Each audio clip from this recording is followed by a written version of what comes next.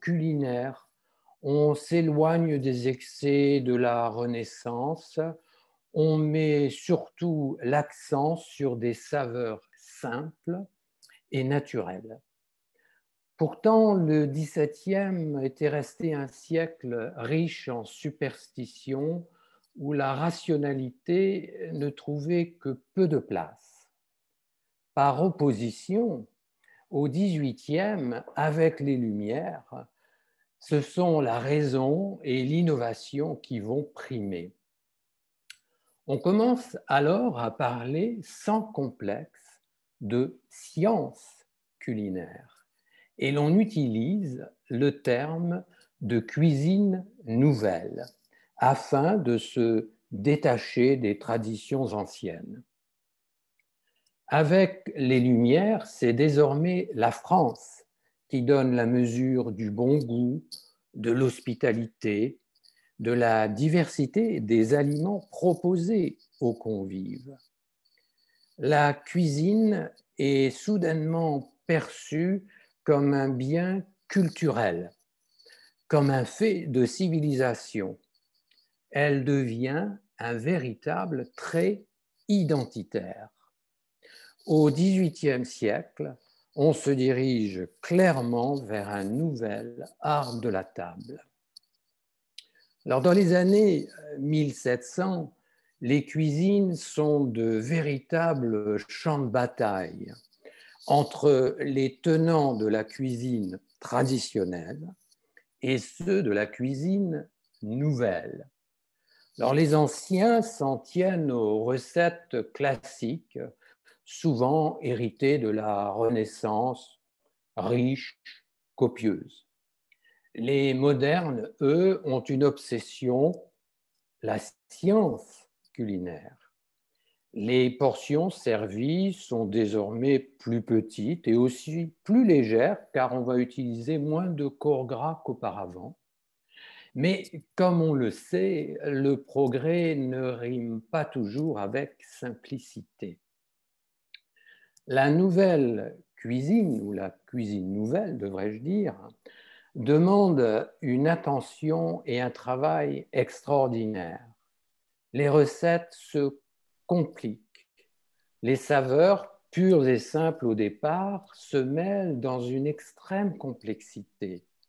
Les grands chefs de l'époque des Lumières sont certes des praticiens, c'est-à-dire qu'ils sont au fourneau, mais ce sont aussi des théoriciens, c'est-à-dire qu'ils expérimentent et qu'ils perçoivent la cuisine comme une science à développer.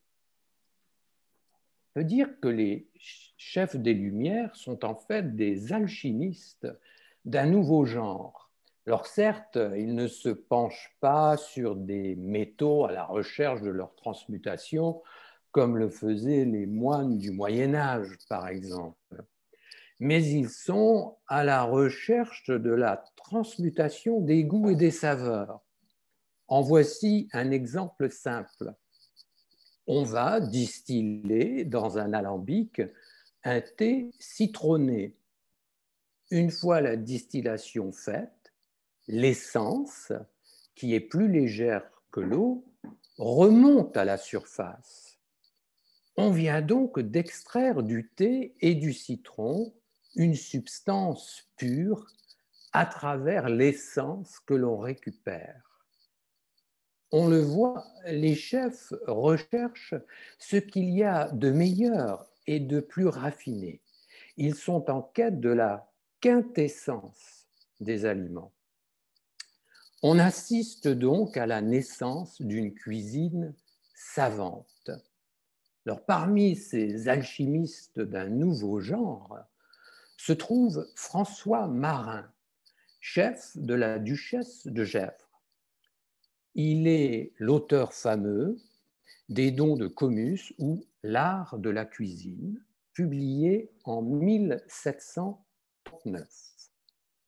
Alors, il ne renie pas la cuisine de la Renaissance, mais elle est pour lui un point de départ, certainement pas le terminus de l'art gastronomique. Pour François Marin, Cela ne fait pas de doute, la cuisine est désormais une science. Il faut décomposer les aliments afin d'en tirer le meilleur de leur saveur. Pour lui, si la peinture est une harmonie de couleurs, la cuisine est-elle une harmonie de goût? On le voit donc, la cuisine est élevée au rang des arts les plus nobles, art qui se double d'une science et contient même des attributs quasi philosophiques. La grande cuisine est certes créée pour le plaisir, mais elle devient un besoin intellectuel qui passionne tous les penseurs de l'époque. Pour François Marin, la cuisine nouvelle est moins ostentatoire que dans le passé, mais elle est plus raffinée. Elle est devenue une cuisine d'experts et de théoriciens. En conséquence, cette cuisine nouvelle va faire appel à des chefs professionnels d'une grande technicité. L'image moyenâgeuse du chef alcoolique et vociférant est bien loin de l'esprit du XVIIIe. Alors au siècle des Lumières, les grands chefs français s'exportent très bien et certains font leur carrière hors de France. André Noël en est un exemple parfait. À l'origine, il est le fils d'un pâtissier d'Angoulême. Alors Noël est attaché au service de Frédéric II de Prusse, qui est l'un des grands gastronomes du XVIIIe. André Noël est considéré par beaucoup comme le plus grand des cuisiniers de son temps.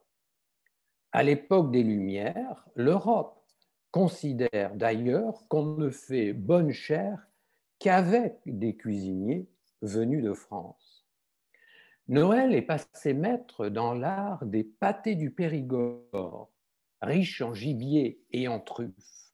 C'est d'ailleurs l'entremets le plus coûteux qui soit à l'époque.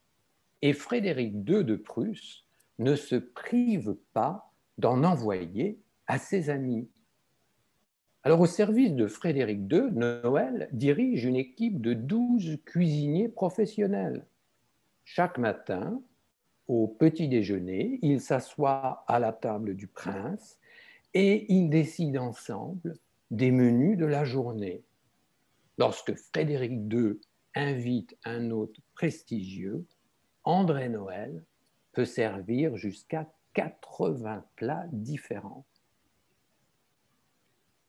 Alors parlons un peu de la cuisine maintenant. Si les épices avaient déjà connu un grand déclin à l'époque baroque, les herbes et les aromates qui étaient en vogue sont aussi marginalisés.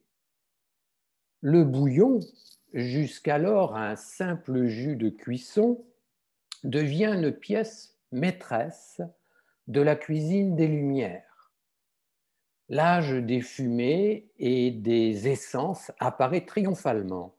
Fumée d'écrevisses, de poissons, de champignons, de truffes, de jambon, d'ail et d'oignons. Apparaissent aussi les fonds blancs, c'est-à-dire de white bone stock, fond de veau, fond de poulet, ainsi que les fonds bruns de brown bone stock, fond de bœuf. À l'époque des Lumières, les jus et les bouillons deviennent l'âme des sauces.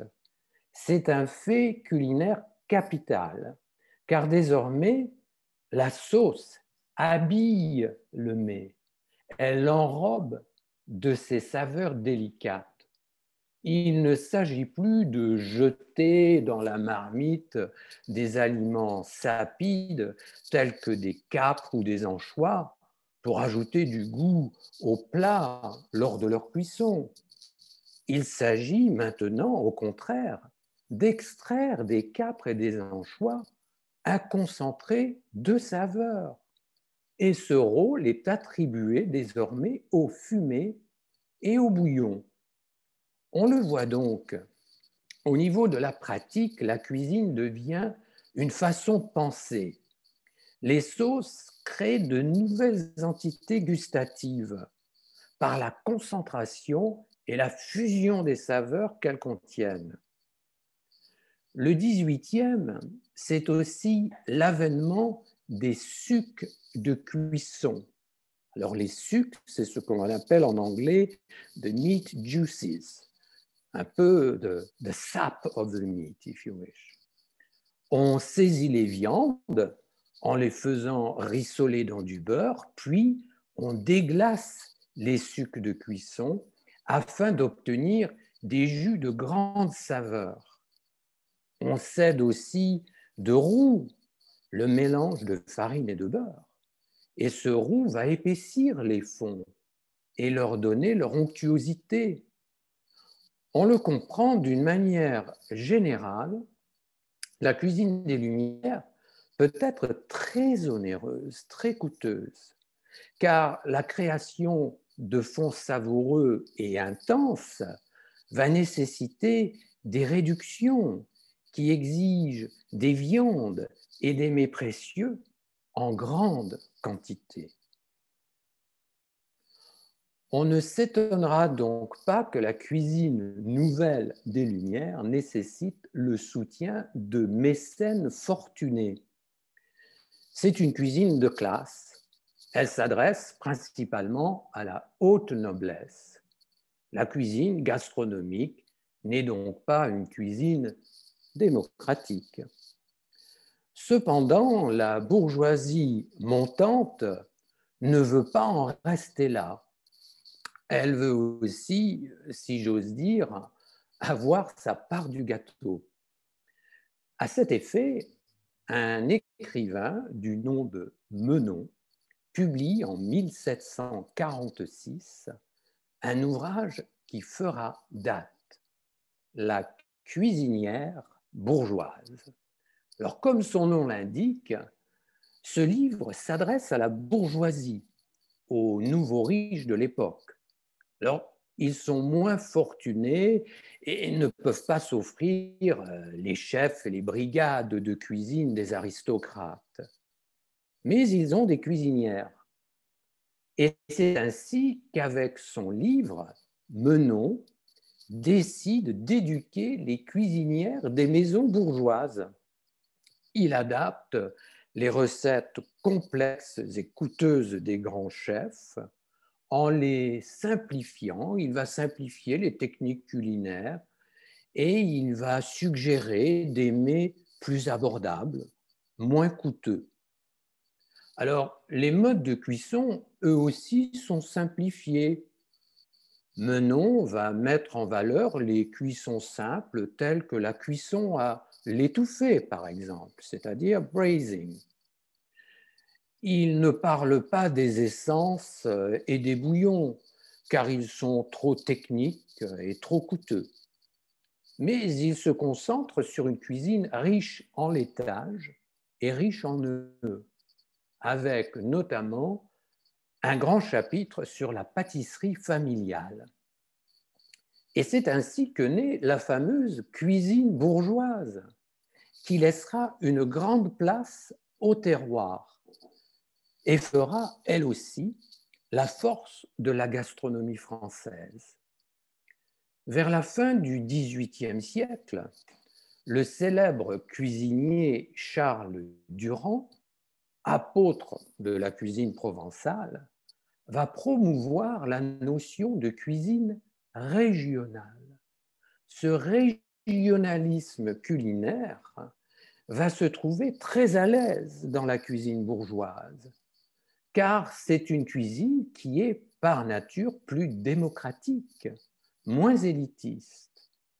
En fait, l'aristocratie éclairée apprécie cette cuisine bourgeoise, soit par souci de santé, car elle est moins riche, soit par souci d'égalité, sous l'influence des nouvelles idées libérales de l'époque.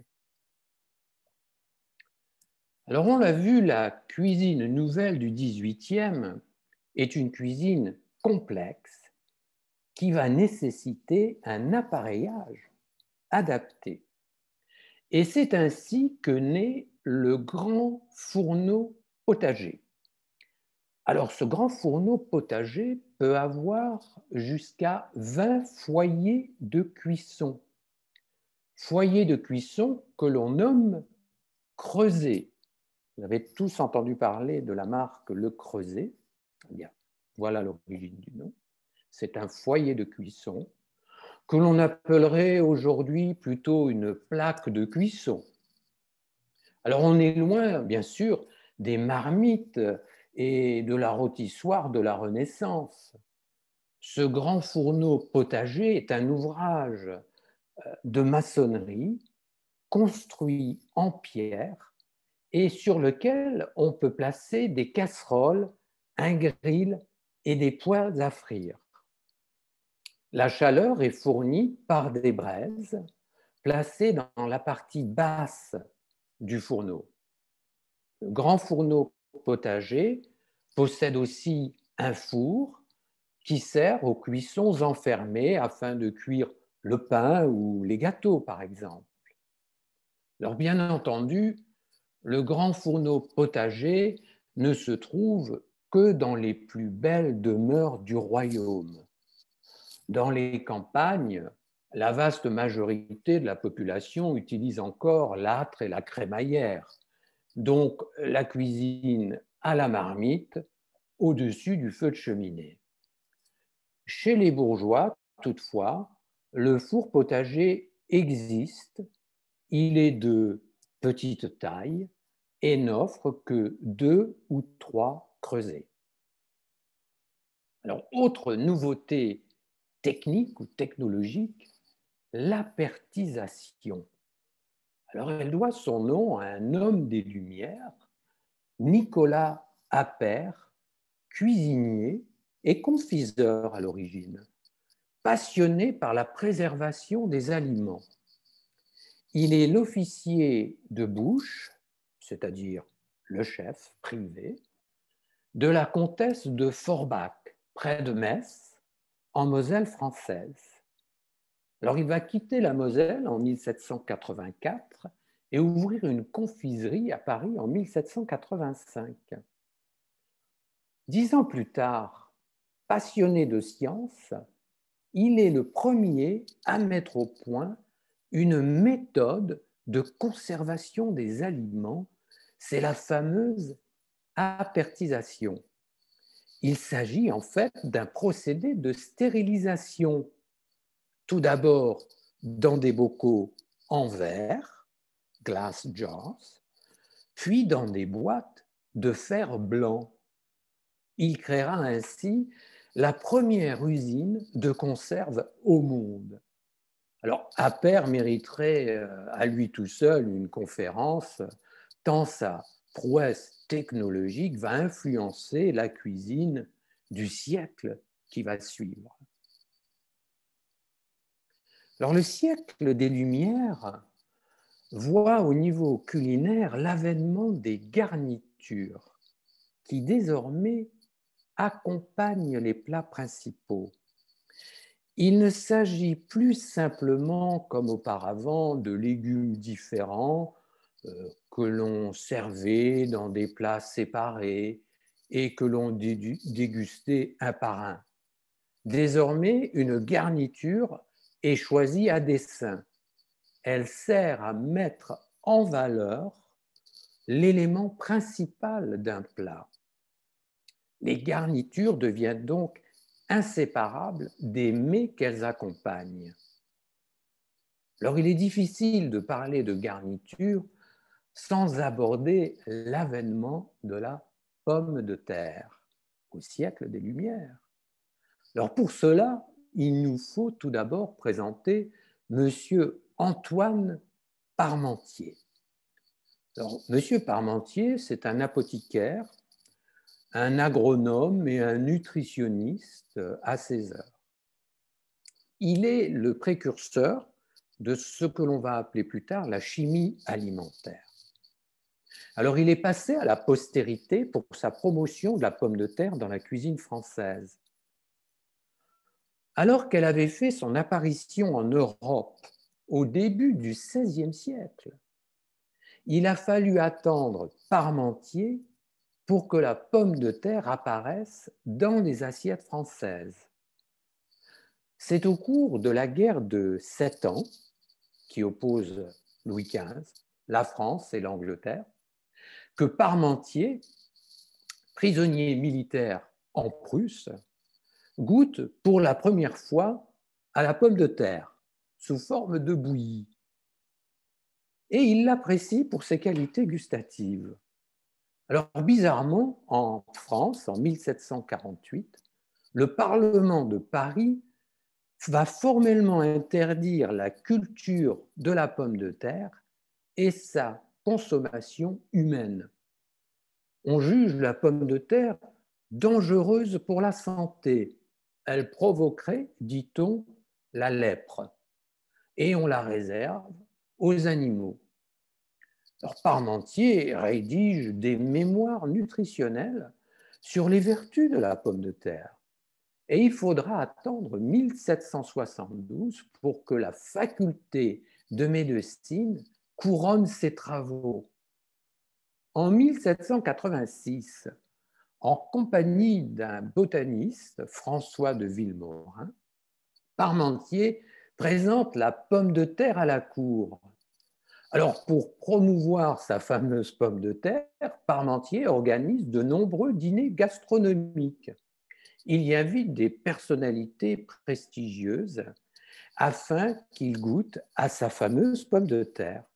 Et c'est ainsi, par exemple, que Benjamin Franklin savoure lors d'un banquet un pain à la pomme de terre créé par Parmentier, ainsi qu'une vingtaine de plats à base de pommes de terre.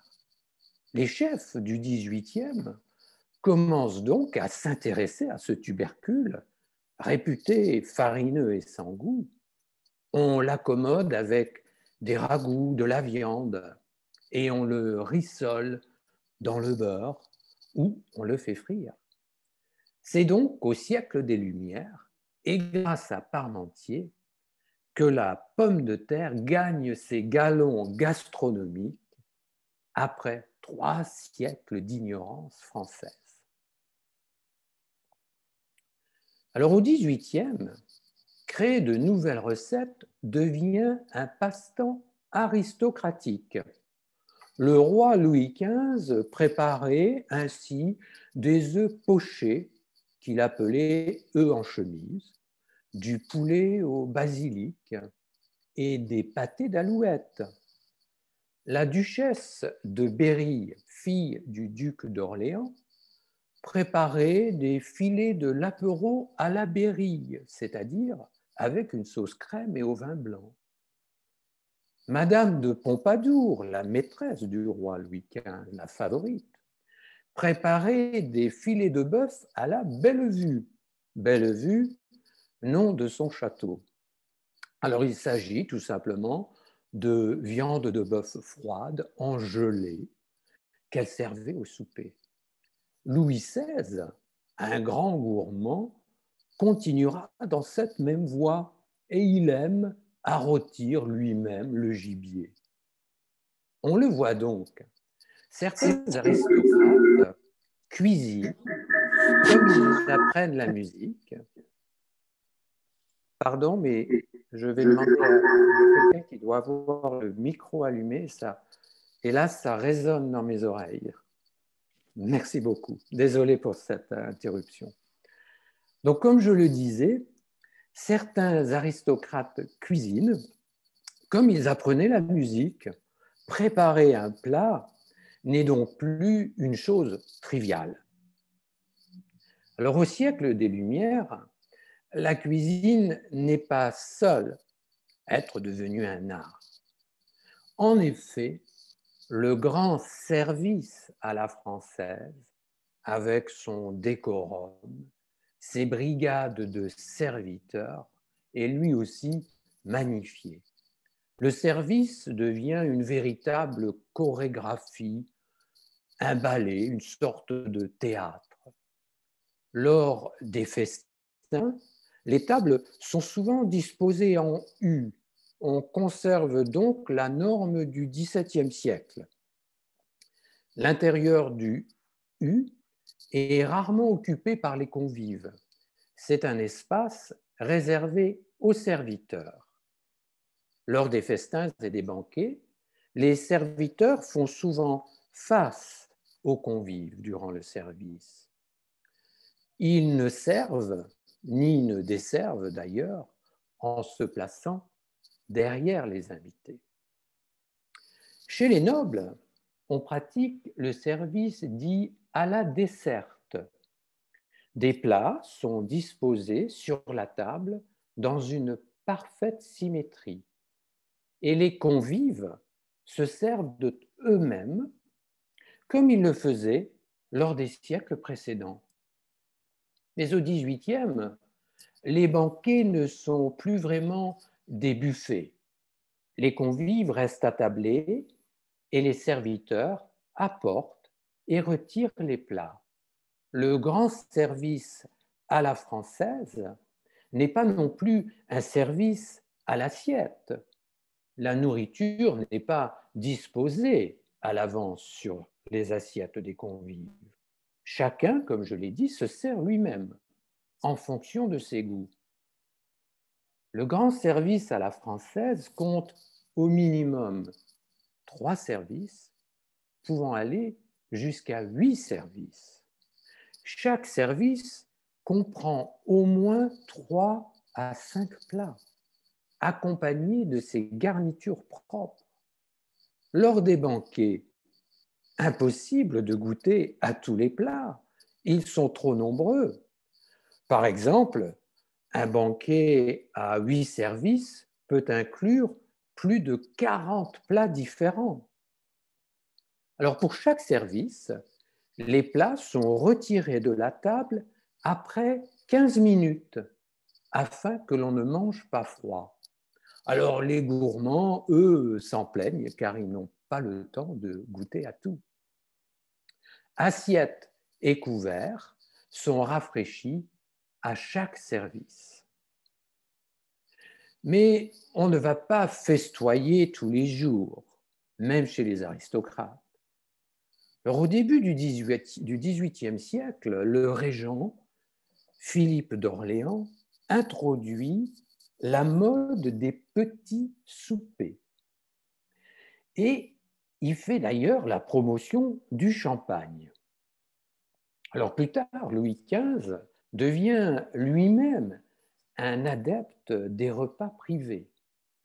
La table est devenue ronde ou ovale, le nombre des invités est très limité, on utilise alors la plus belle porcelaine royale. La présence des domestiques est réduite au minimum lors de ces petits soupers, car on cherche avant tout la discrétion. C'est souvent lors de ces repas en petit comité que les secrets se disent. Pour leur part, Louis XVI et Marie-Antoinette vont introduire ce qu'ils appellent les repas de société. On y convie 40 personnalités imminentes environ. Là encore, on utilise la plus belle orfèvrerie et la plus belle porcelaine venue de Sèvres, bien sûr, au sud de Paris. C'est au XVIIIe, sous l'influence des petits soupers, que la salle à manger, en tant que pièce, se généralise dans les demeures des aristocrates et des grands bourgeois. La salle à manger est une pièce lambrissée, c'est-à-dire qu'il n'y a plus de tenture comme auparavant. Il n'y a plus de tenture à cause des odeurs. La grande table de banquet, elle aussi, se rétrécit évidemment. Comme je l'ai dit, elle devient ronde ou ovale et elle est richement décorée. Vers 1750, les couverts de table trouvent leur forme définitive.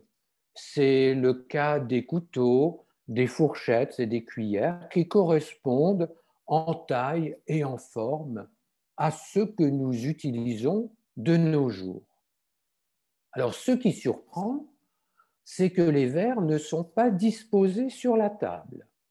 Lorsqu'un convive veut boire, un serviteur posté derrière lui passe un verre rempli de la boisson demandée, puis retire le verre une fois vide. Verres et boissons reposaient sur ce que l'on appelait un rafraîchissoir, sorte de petit guéridon situé derrière la table. Mais la table des Lumières accueille de nombreux ustensiles nouveaux. La louche, par exemple, les cuillères à sel, à moutarde, à condiments, la pelle à poisson, la pelle à tarte font également leur apparition. Les ciseaux à raisin, la pince à sucre et à petit four. À l'orfèvrerie s'ajoutent la faïence et la porcelaine. C'est donc toute une industrie manufacturière qui se développe au siècle des Lumières grâce à la gastronomie et autour du décor de la table.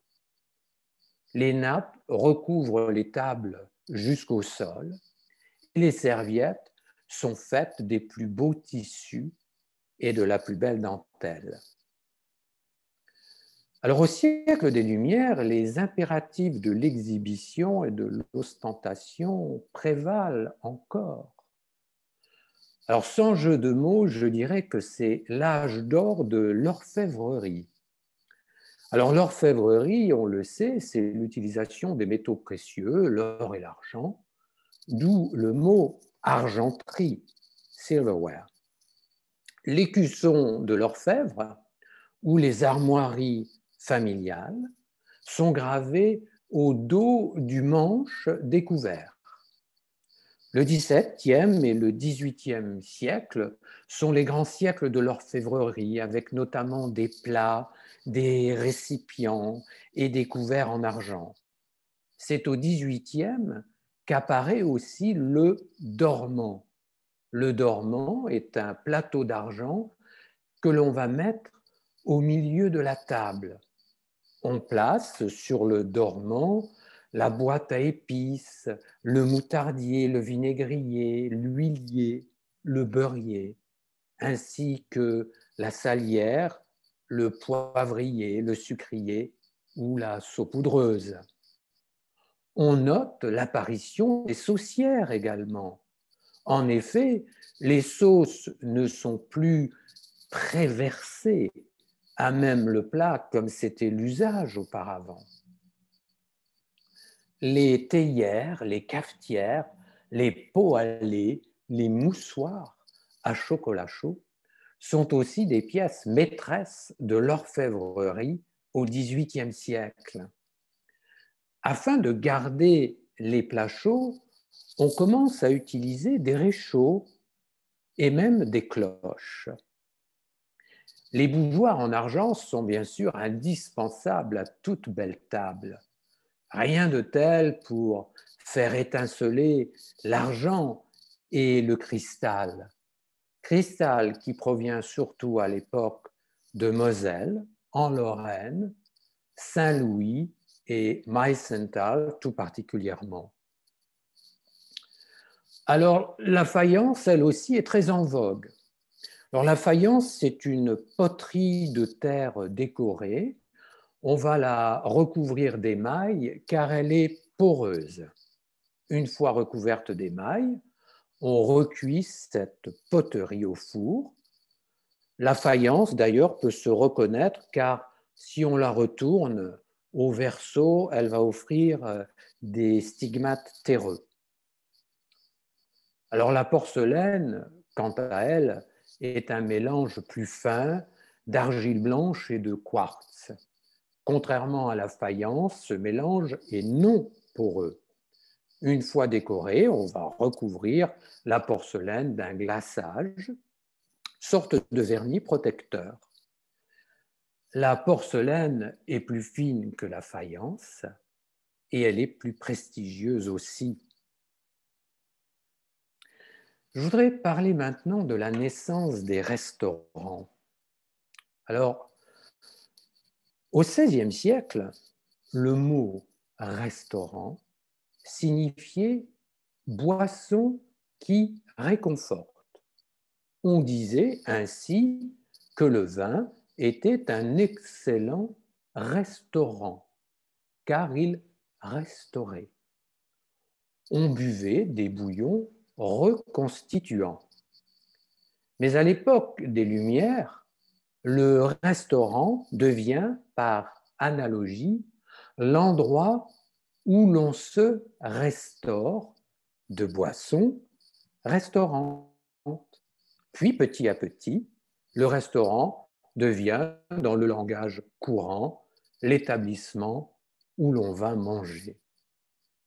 Alors, le Procope, le plus ancien café de Paris aujourd'hui, a ouvert ses portes en 1686 dans le quartier Saint-Germain-des-Prés.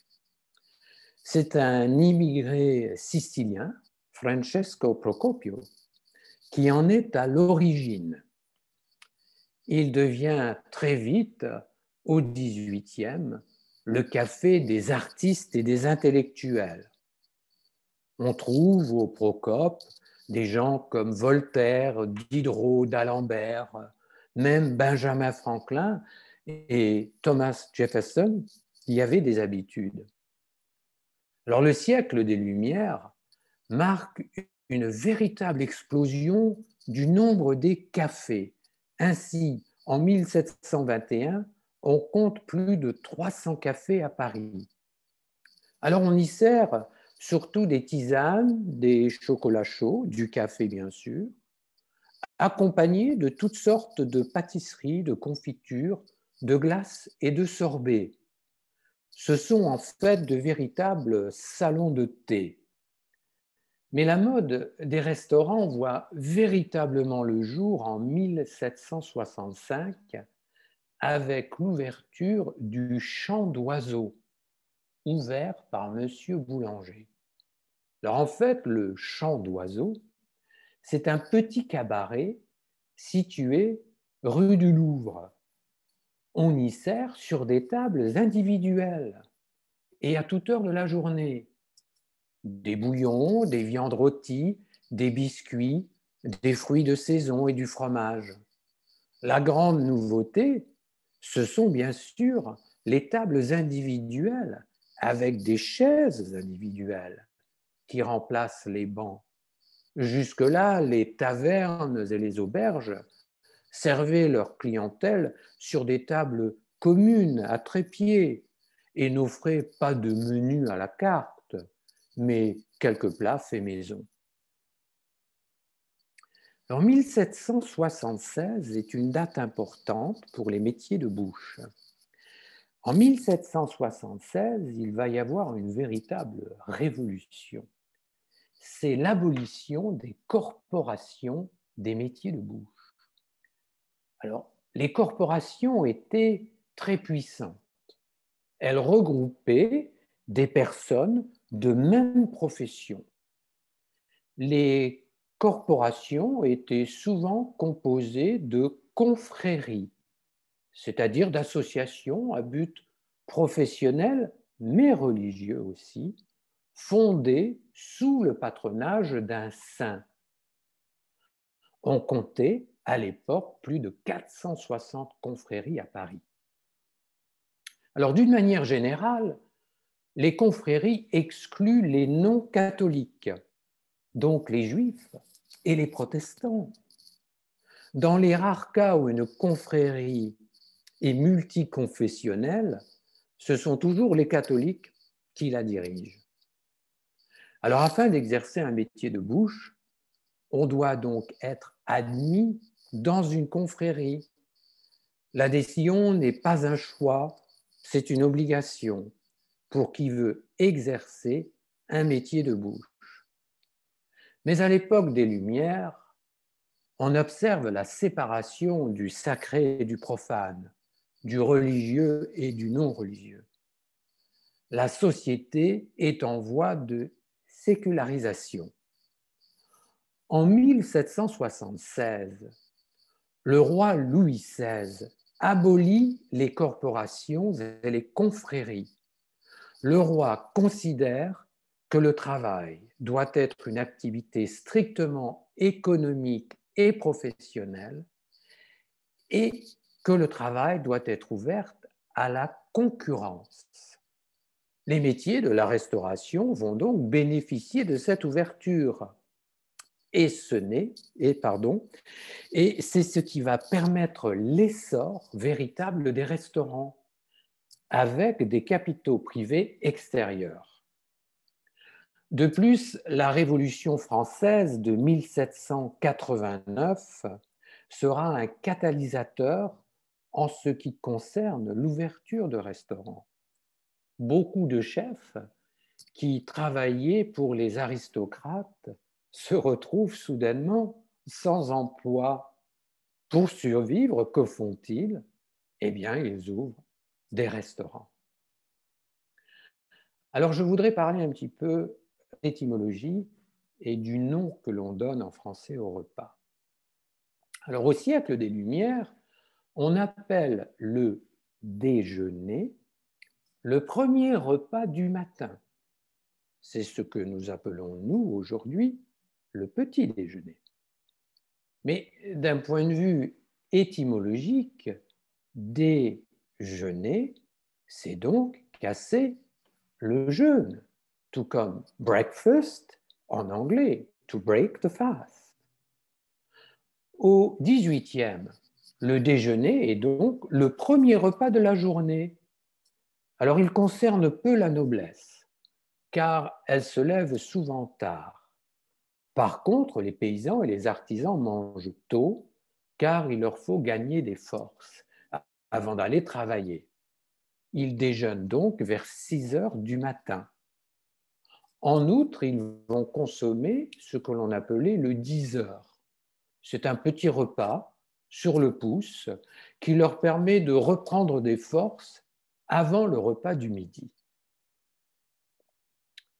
Alors le dîner, lui, à l'époque des Lumières, correspond au repas du midi. Au XVIIIe siècle, c'est souvent le premier repas de la noblesse.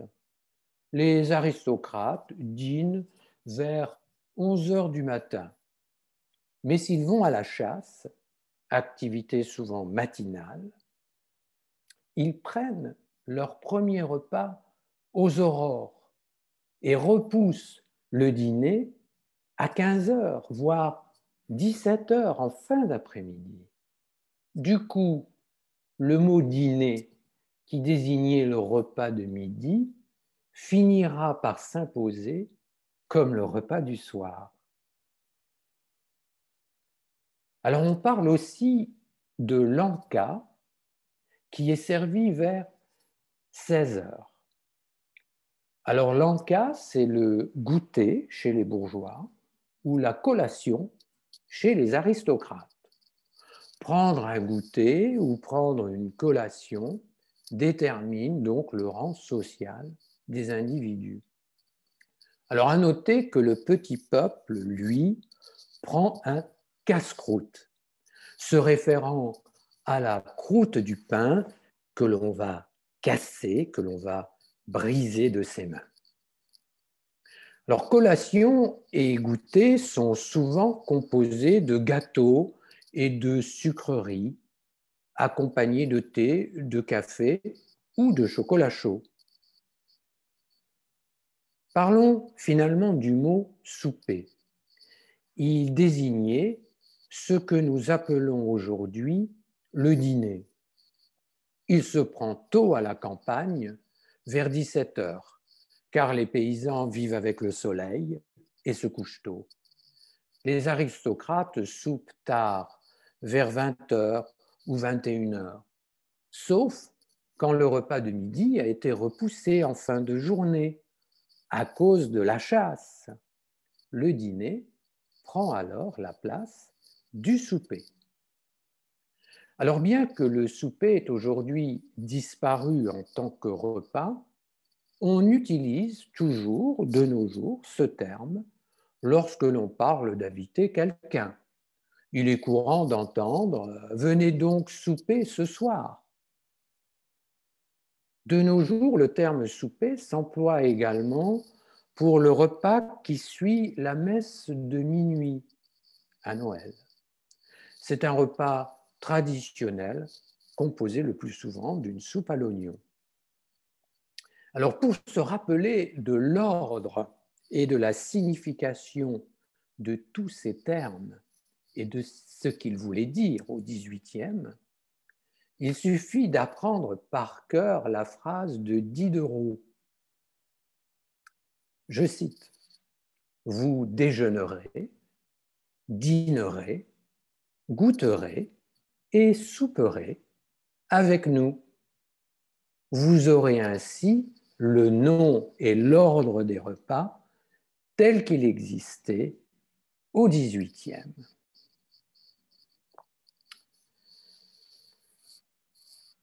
Mais il est déjà temps de conclure. Les conférences passées nous ont montré qu'au Moyen Âge, la nourriture a une valeur morale, voire une valeur spirituelle. Les aliments étaient toujours simples et frais, et le régime alimentaire du Moyen Âge présentait bien des avantages diététiques. Peu de sucre, peu de sel, des produits locaux et frais. Quant à la Renaissance, elle nous a montré que la gastronomie était un tout. Ce n'est plus simplement l'accumulation de plats et de recettes, c'est un art de vivre qui, grâce à Erasme, vous vous en souvenez, allie au raffinement les mets, la présentation et les manières de table. En matière de gastronomie, c'est dans la seconde moitié du XVIIe siècle que s'opère une vraie coupure avec la Renaissance. Il s'agit de la séparation du sucré et du salé. Elle est définitive. On ne mélange plus ces saveurs. Le beurre et la crème remplacent les sauces acides à base de vinaigre et de verjus. Les épices se raréfient pour laisser à chaque aliment exprimer sa propre saveur. L'époque baroque va donc poser les jalons de ce qui deviendra plus tard la haute cuisine. Quant aux Lumières, elles se détachent définitivement du religieux en matière de gastronomie. L'heure est à la rationalité, mais aussi à la complexité. La cuisine est devenue un art et une science d'experts. Mais elle n'intéresse pas seulement quelques gourmets et quelques gourmands. Toute l'élite sociale et intellectuelle du XVIIIe siècle se jette à corps perdu dans la gastronomie. Elle devient un fait culturel majeur. C'est désormais à travers la gastronomie que se dessinent les contours de l'identité française. Les Lumières nous ont laissé la gastronomie en héritage. Je vous remercie de votre attention. Merci. Merci beaucoup, Éric, pour cette présentation passionnante sur la gastronomie à l'époque des Lumières. Merci à tous de votre attention également. Et l'heure est aux questions, si vous en avez. Donc, on en a déjà une dans le chat qui est posée par Martine. Est-ce que le mot souper n'était pas aussi utilisé pour le repas qu'on prenait en rentrant du théâtre ou de l'opéra? Oui, c'est tout à fait juste. Alors, si on veut remonter à l'étymologie du mot souper, il vient bien sûr de soupe. En fait, c'était à l'origine un mot qui s'adressait au peuple au Moyen Âge. les paysans prenaient du bouillon le soir avec du pain sec, généralement le pain de la veille qu'ils trempaient. Et on appelait donc ça le souper. C'est ce qu'ils mangeaient vers 17 heures le plus souvent, avant d'aller se coucher, puisque se lever très tôt le matin. Alors vous avez raison que plus tard, lorsque l'on a commencé à aller au théâtre, au concert, etc., eh bien, on soupait après le théâtre et après les concerts. Donc Martine, je crois, a tout à fait raison. C'est vrai que le souper avait cette signification également. Car souvent, on rentrait du théâtre relativement tard en soirée. Mais une fois de plus, c'était réservé, bien sûr, à une certaine élite sociale. Mais merci pour cette remarque, parce que c'est tout à fait juste, oui. Me permettez-vous d'intervenir? Oui, bien alors sûr. on a Pascal, Monsieur Bussière, qui veut poser une question. Allez-y. Très heureux et tout d'abord un immense merci pour votre exposé qui était particulièrement intéressant et il est toujours très agréable d'entendre lorsqu'on habite les États-Unis, il est toujours très agréable d'entendre un bon exposé en langue française.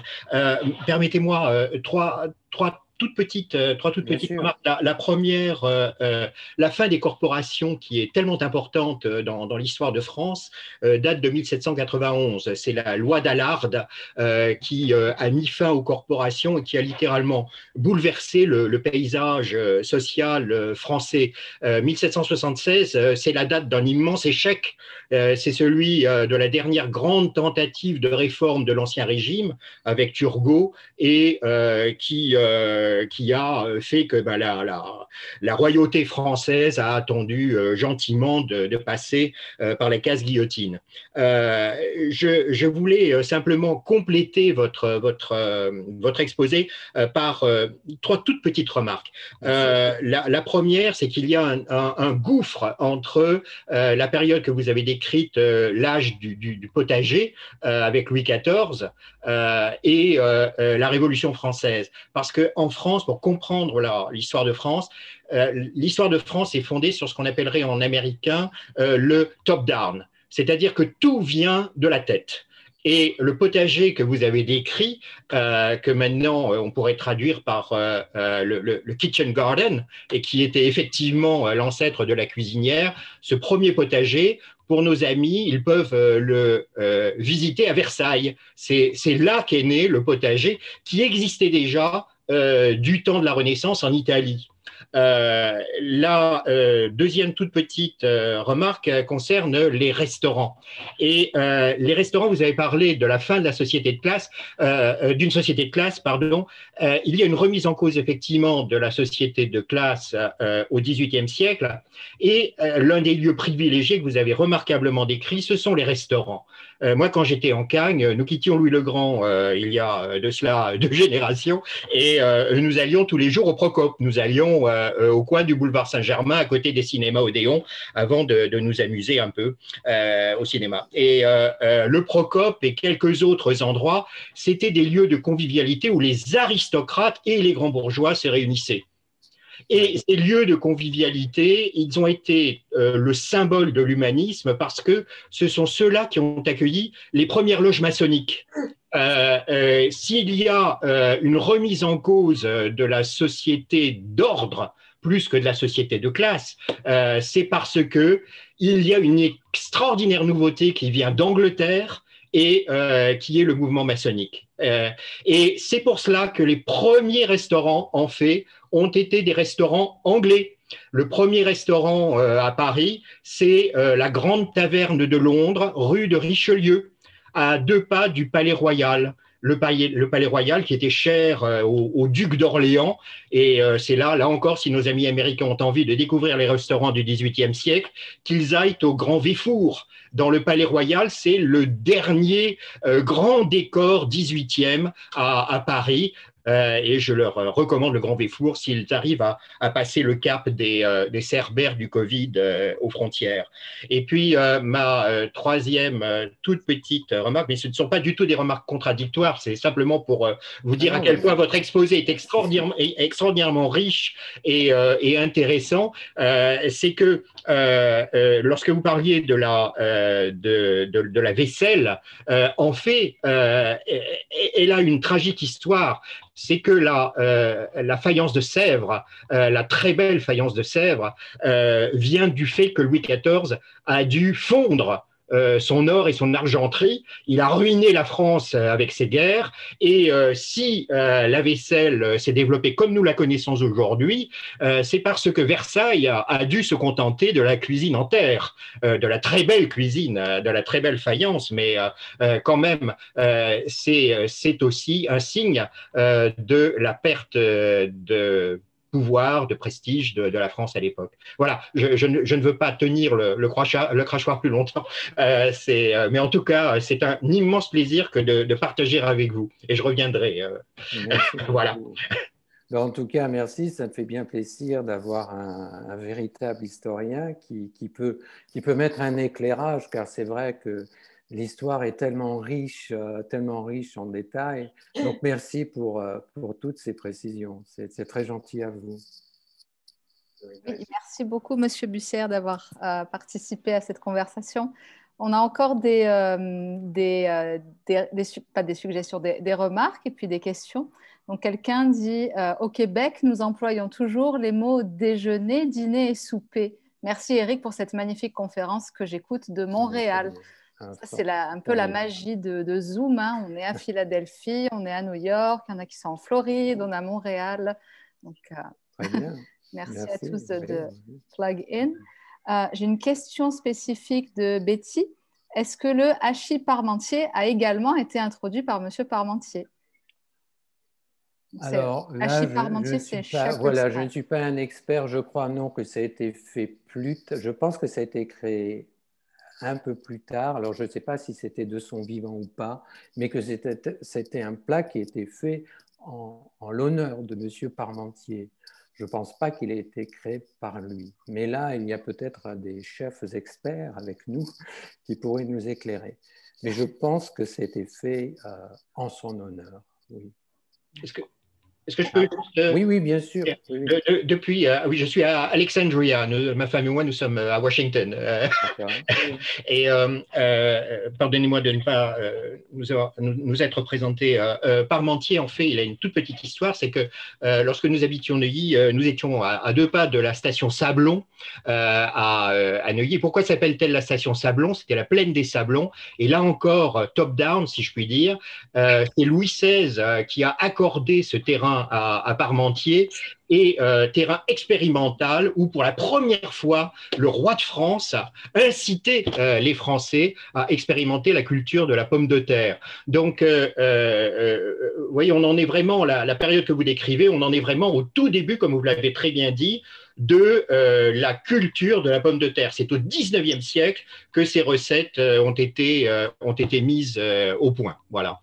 Excusez-moi encore. Non, mais merci Super. beaucoup. Merci beaucoup. Est-ce que quelqu'un a d'autres questions à poser à Eric avant qu'on conclue? On a encore peut-être 5 minutes. Alors, donc s'il n'y a pas de questions, je vais continuer avec les commentaires positifs. Hein. Donc Bill qui dit, voilà la connaissance en profondeur, quel niveau de professionnalisme vraiment impressionnant, merci. Et je pense qu'on est nombreux à penser la même chose. C'est vrai que c'est toujours un plaisir de vous écouter et d'apprendre de vous sur ce sujet si passionnant et si universel qu'est la gastronomie. Merci beaucoup. Alors, est-ce qu'il y a d'autres personnes qui veulent prendre la parole? J'ai tout le monde en face de moi. Eh bien, dans ce cas-là, on va vous libérer. Et donc, on vous retrouve le 23 mars pour la dernière conférence de cette série. Donc, on ira à l'époque au Premier Empire, si je ne me trompe pas. Au Premier Empire, voilà. Nous parlons un peu de Napoléon, puisque Nous le célébrons en ce moment, alors ça sera parfait. Bien, on a hâte de vous y retrouver. À tous les participants, vous recevrez, comme d'habitude, un message demain avec l'enregistrement de cette conférence, ainsi que le lien pour vous inscrire au prochain événement. En tout cas, merci encore. Bonne soirée à tous. Bon dîner, si ce n'est pas encore fait. Bon souper. Bon souper, pardon. Bon souper, voilà. Merci. Merci, au revoir. Grand plaisir. Au revoir. Merci Au revoir, beaucoup. à bientôt. Au Au revoir. Très bientôt. Au revoir Merci. tout le monde. Merci Eric. Je vous en prie. Oui, bon appétit. Merci, au revoir. Au revoir. Au revoir.